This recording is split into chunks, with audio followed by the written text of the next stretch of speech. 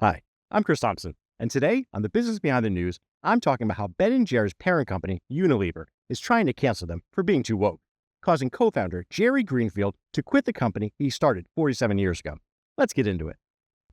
In an example of an American company with strong corporate values, who's known for the progressive activism, Ben & Jerry's co-founder Jerry Greenfield has quit the company that he started with his best friend Ben Cohen 46 years ago in 1978. His departure, which he called one of the hardest and most painful decisions of his life, is a direct result of the escalating tensions and disputes within the brand's parent company Unilever.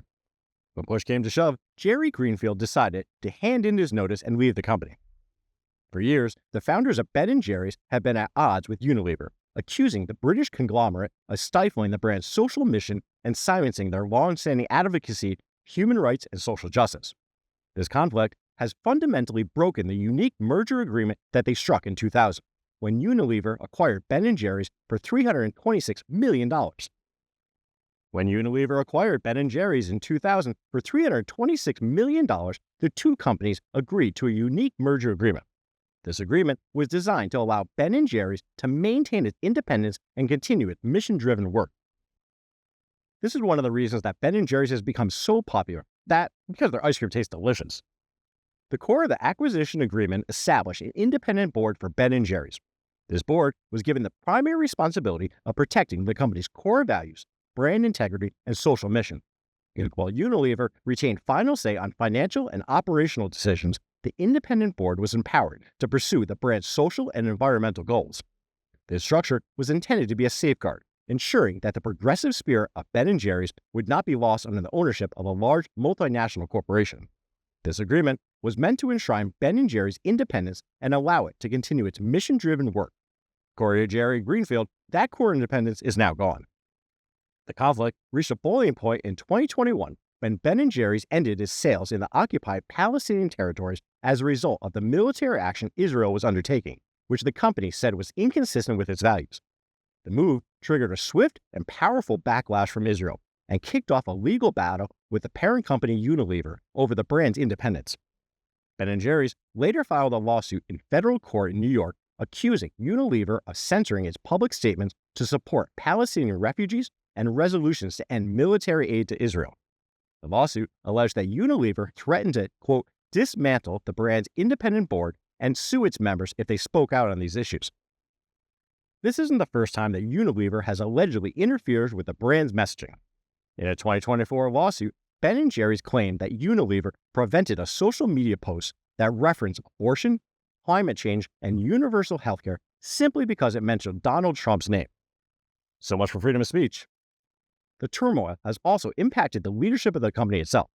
In March of 2025, Ben & Jerry's accused Unilever of breaching its merger agreement by ousting its then CEO, David Stiver.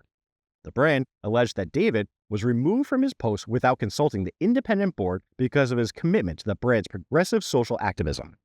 The lawsuit, that a performance review of David Shriver in January of 2025 had criticized him for, quote, repeatedly acquiescing to the promotion of social goals. The filing also stated that Unilever had, quote, repeatedly threatened the company's personnel, including David Shriver, and if they failed to comply with efforts to silence the social mission, that they would be in trouble.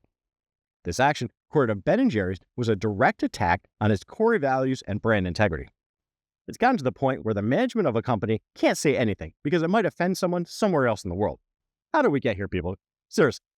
For Ben Cohen and Jerry Greenfield, this corporate battle has taken a personal toll. They've seen their mission that they built over decades eroded under corporate control.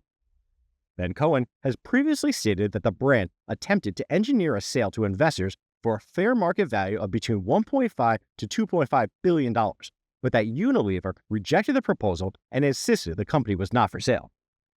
Jerry Greenfield's resignation after 47 years is the most significant escalation of this ongoing dispute. It serves as a powerful symbol of the clash between a company founded on social activism and the realities of corporate ownership. Both co-founders have remained outspoken, with Ben Cohen posting Jerry Greenfield's resignation letter on social media, emphasizing that his legacy deserves to be true to their values and not silenced. One has to wonder what will happen to the sales of Ben & Jerry's if the brand strays from the progressive social activism, which is in large part why their customers pay a premium for their ice cream. I know I do. The struggle between Unilever and Ben & Jerry's is a great example of the effect corporate governance, political influence, and the future of brand activism is in an increasingly divided world. It raises good questions about how much control a parent company can, or should, have over a subsidiary's public voice and core identity. For Ben Cohen and Jerry Greenfield, what started as an ice cream company in a renovated gas station has become a powerful public battle to protect the legacy and ensure its value that they built as a brand is not completely lost to the pressures of a corporate bottom line. As Unilever prepares to spin off its ice cream business called Magnum the Ice Cream Company, the dispute over Jerry Greenfield's departure signals an even more rocky road ahead for the brand. Thanks for listening to my hot take about how Ben & Jerry's parent company Unilever is trying to cancel them for being too woke. If you haven't already, smash that like button and do me a solid and subscribe to my channel so you can be notified next time I release a hot take. Thanks.